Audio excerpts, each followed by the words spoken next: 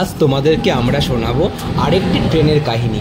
আজ আমাদের গন্তব্য ফারাক্কা জাংশন থেকে বারাণসী জাংশন, তাও আবার ফারাক্কা এক্সপ্রেসে। ট্রেন নাম্বার 13413 ফারাক্কা এক্সপ্রেসের টাইম ছিল রাত্রে 8:15 ফারাক্কা জাংশন থেকে।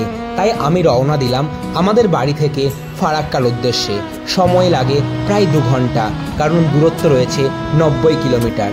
কিন্তু যতই বলো না কেন, বাড়ি থেকে আসতে যেন ইচ্ছেই করে না। তবুও মা বাবাকে প্রণাম করে বেরিয়ে পড়লাম টোটো ধরে আজিমগঞ্জ ঘাট মানে জিয়াগঞ্জ সদর ঘাটের উদ্দেশ্যে।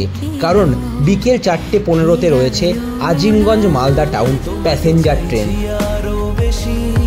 কি করে বলবো ভালোবাসি কে अब खोलना है सारी वो जो राज दिल में है তোমার ঠোঁটে মুচকি হাসি আমি বড্ড ভালোবাসি जो भी है ये सिलसिले ऐसे ही चलते रहे तू साथ तो है ना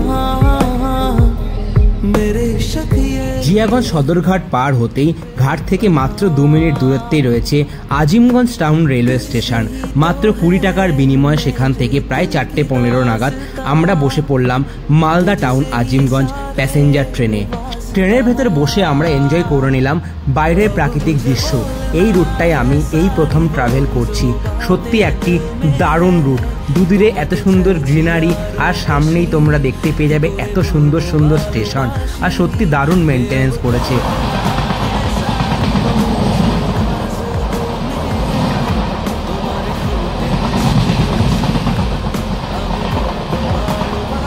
যেসব ট্রেনগুলি হাওড়া থেকে এনজেপি যায় ভায়া কাটোয়া আজিমগঞ্জ হয়ে, সে ট্রেনগুলি এই রুটটি দিয়ে যায়। তাই এই রুটটি দিয়ে যখন তোমরা যাবে তোমরা দূরপাল্লার অনেক কটি ট্রেন দেখতে পাবে, যেগুলো একটি সত্যি দারুণ লাগে। এই জার্নিতে আমাদের সাথে সাথ দিয়েছিল NH12, যেটির আগের নাম ছিল NH34। সেইভাবেই আমরা জার্নি এনজয় করতে করতে পৌঁছে গেলাম নিউ ফারাক্কা রেলওয়ে জাংশনে।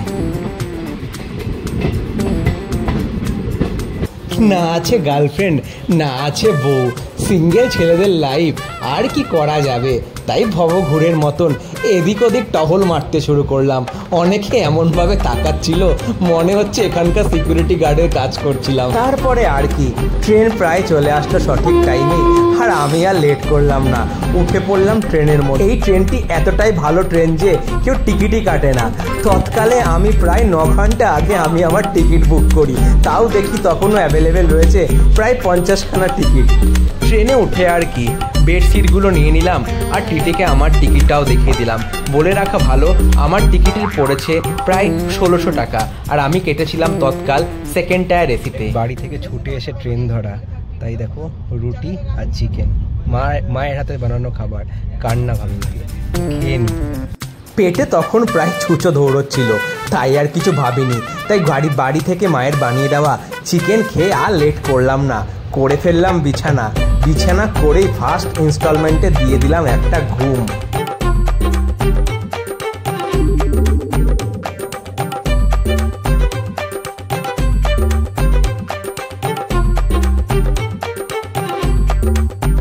ঘুম থেকে উঠে আর কি করব, চললাম সেই কাজ করতে।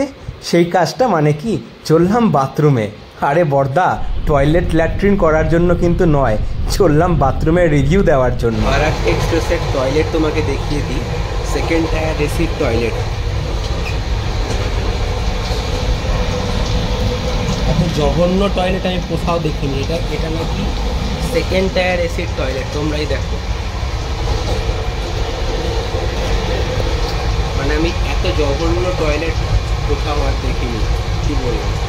ফারাক্কা এক্সপ্রেস, যেটি প্রায় সপ্তাহে 3 দিন মালদা টাউন থেকে ছেড়ে এবং সপ্তাহে 4 দিন যেটি চলে বালুরঘাট থেকে, এবং এটি যায় ভাটিন্দা অবধি। এই ট্রেনটি ভায়া পাটনা হয়ে বারাণসী হয়ে সুলতানপুর লখনৌ হয়ে পৌঁছে যায় ভাটিন্দার উদ্দেশ্যে। ট্রেনটি প্রায় 1725 কিলোমিটার ট্রাভেল করে, আর ট্রাভেল করতে টোটাল সময় নেয় ট্রেনটি প্রায় 1700 কিলোমিটার ট্রাভেল করতে প্রায় 40 ঘন্টা সময় নেয়। তার মানে তোমরা নিজেরাই বুঝতে পেরে গেছো এর থেকে আমাদের হাব বনগা লোকাল বা গেদে লোকাল বা লালগোলা প্যাসেঞ্জার অনেকটাই আগে তাদের নির্ধারিত লোকেশানে পৌঁছে যায়। রাতের ডিনারের মাংস রুটিটা প্রায় বেঁচেই ছিল, তাই সকালবেলায় আর লেট করলাম না। পেটে প্রায় ছুঁচো দৌড়াচ্ছিল বললেই চলে, তাই সকালবেলায় করে ফেললাম মাংস রুটি দিয়ে আমাদের ব্রেকফাস্ট। তারপরে আর কি, না গার্লফ্রেন্ডের সাথে ঝামেলা, না বউয়ের সাথে খুঁটিনাটি, এগুলো তো কোনোটাই নেই। তাই মোবাইলটা বের করলে বসে পড়লাম লুডো খেলতে। অবাক হয়ে যাচ্ছ, কিন্তু টাইম তো পাস করতেই হবে। লুডো আর খেলার কোনো সঙ্গী পেলাম না, একা একাই অনলাইনে চলে গেলাম লুডো। ব্যাস আর কি, লুডো খেলে নিয়ে নিলাম 1 কাপ চা। 1 কাপ চা চুমুক দিয়ে বাইরের দৃশ্য দেখতে দেখতে সত্যি তোমার কথা মনে পড়ে গেল। সেই একটা রবীন্দ্রসঙ্গীতের লাইন আছে না, যদি তোর ডাক শুনে কেউ না আসে তবে একলা চলো রে, সেই গানটি সত্যি মনে পড়ে গেল। যদি তোর ডাক শুনে কেউ না আসে তবে একলা চলো রে, যদি তোর ডাক শুনে কেউ না আসে তবে একলা চলো রে, একলা চলো, একলা চলো, একলা চলো, একলা চলো রে, একলা চলো, একলা চলো, একলা চলো, একলা চলো রে, যদি তোর ডাক শুনে কেউ না আসে তবে একলা চলো। এই ট্রেনটার একটাই দোষ, মানে সব জায়গায় দাঁড়িয়ে যায়। প্রায় আধ ঘন্টা এগুলো দাঁড়িয়ে আছে বক্সারের আগে, জানি না কখন ছাড়বে। মানে কি বলবো, অদ্ভুত টাইপের ট্রেন। किसने देखा ना हमको किसने पहचाना लेने गए थे 20 और साला लेके आके 40। सच्ची बाबा तू जब भी देता छप्पर फाड़ के देता। 13413 ফারাক্কা এক্সপ্রেস প্রায় 40 মিনিট লেটে চলছে। এখন আমরা ঢুকতে চলেছি বক্সার রেলওয়ে স্টেশনে। আর এই ট্রেনটা কিন্তু ভাইয়া পাটনা হয়ে যায়, আর মনে হচ্ছে রাইট টাইমেই আমরা ঢুকে যাবো বারাণসী। এখন দেখার পালা কতক্ষণে বারাণসী ঢুকতে পারি। এখন টাইম প্রায় সকাল 7:15, দেখা যাক। তোমাদেরকে ভিডিও শুরুতেই বলেছিলাম যে এই ট্রেনটি আমি তৎকালে প্রায় 9 ঘন্টা আগে টিকিট কেটেও তখনও প্রায় 50খানা টিকিট প্রায় বাকি ছিল, মানে অ্যাভেলেবেল ছিল। তোমরা বুঝে নাও কেমন টাইপের ট্রেন।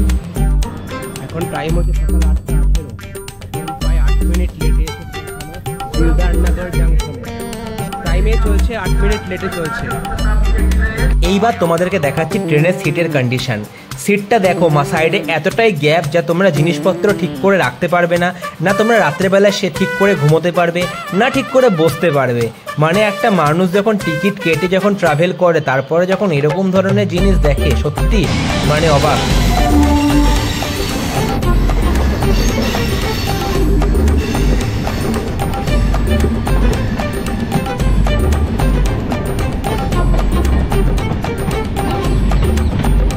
দানাপুর ব্যাঙ্গালোর এক্সপ্রেস।